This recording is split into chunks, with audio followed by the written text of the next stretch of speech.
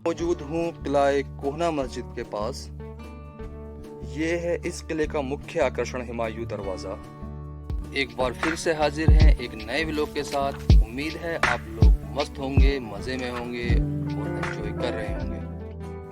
कैसे हैं दोस्तों?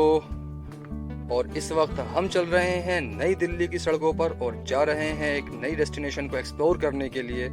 काफ़ी पुरानी डेस्टिनेशन है, बहुत फेमस जगह है और उस जगह का नाम है पुराना किला।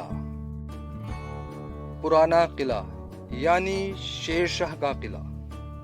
शेरशाह सूरी ने इस किले को हुमायूं को चौसा की जंग में हराने के बाद 1540 से सन 1545 के बीच बना। यह किला उस वक्त के हुमायूं के बसाए गए शहर, जिसका नाम दीन पनाह नगर था, को खत्म करके बसाया गया था।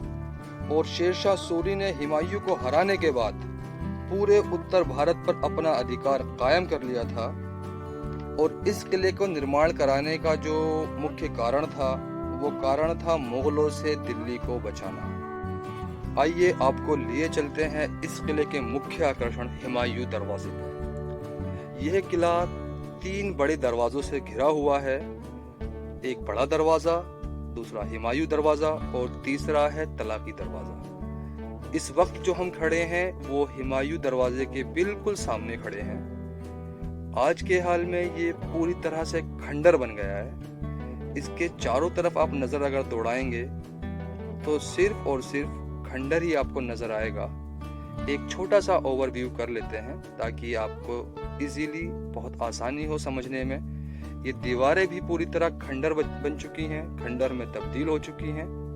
इतिहासकारों का मानना है या वो बताते हैं कि शेरशाह सूरी की मृत्यु के बाद जब शेरशाह सूरी के बेटे से हुमायूं ने दोबारा जंग की तो उस वक्त उस किले को फतह कर लिया और ये दरवाजा बनवाया। आइए अब हम चलते हैं इसके दूसरे मुख्य आकर्षण हमाम की तरफ। हमाम एक अरबी का शब्द है, अरबी का लफ्ज है, जिसका हिंदी जबान में मतलब होता है बाथरूम, नहाने का घर, जो हमारी आम बोलचाल में है।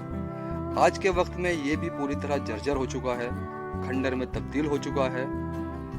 उस दौर में इसका बहुत ही ज़्यादा महत्वपूर्ण स्थान था, क्योंकि यहाँ पर जो रानियाँ थी, जो राजा होते थे, वो इसको स्नान घर में स्नान करने के लिए, नहाने के लिए इसको यूज़ करते थे। ये आपको देख रहे होंगे, ये पानी जाने का सिस्टम था। यहाँ सब पानी जाने का सिस्टम है।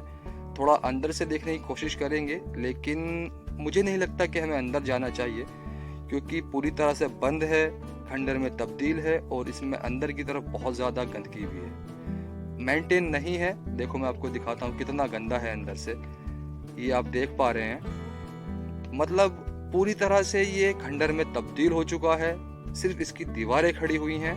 जो आप देख रहे हैं ये है शेर मंडल।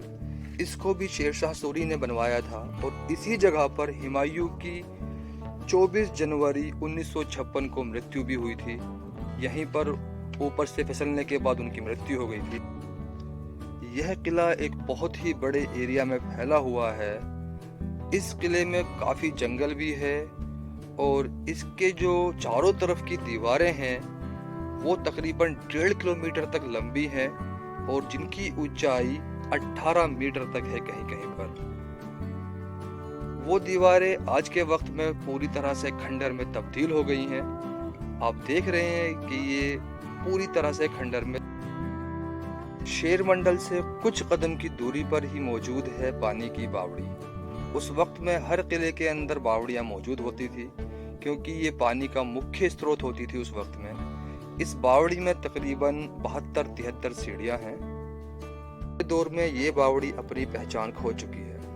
आइए अब आपको लिए चलते हैं इस किले के मुख्य आकर्षण मस्जिद कोहना पर। ये इस किले में ही मौजूद है और इस मस्जिद को शेरशाह सूरी ने ही सन 1540 में बनवाया था।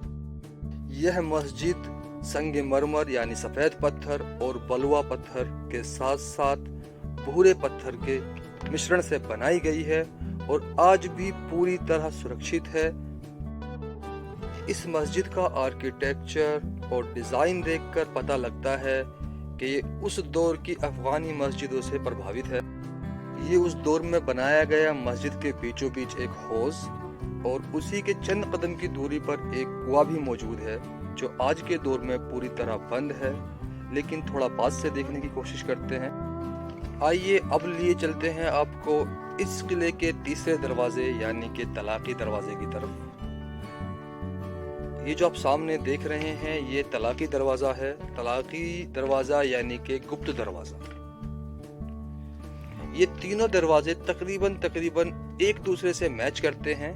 इन तीनों दरवाजों के ऊपर जो आप देख रहे हैं एक गुंबद, तीन गुंबद, एक गुंबद ये बने हुए हैं और ये दरवाजा उस दौर में छुपकर निकलने या कुछ गुप्त काम करने के लिए इस्तेमाल होता था। ये दरवाजा आम यूज में नहीं आता था। ये उसके बराबर में जो आप देख रहे हैं ये उस दौर में सैनिकों के ठिकाने थे, जो सैनिक यहाँ रहा करते थे। आज के वक्त में ये पूरी तरह खंडर में तब्दील हैं और ये जो इस किले की दीवारें हैं उन दीवारों के नीचे तकरीबन हर हिस्से में आपको ऐसे छोटे छोटे कमरे मिल जाएंगे। और इसी सब के साथ आज का ये एपिसोड, आज का ये व्लॉग यहीं पर ख़त्म करते हैं और मिलते हैं किसी और नए डेस्टिनेशन पर।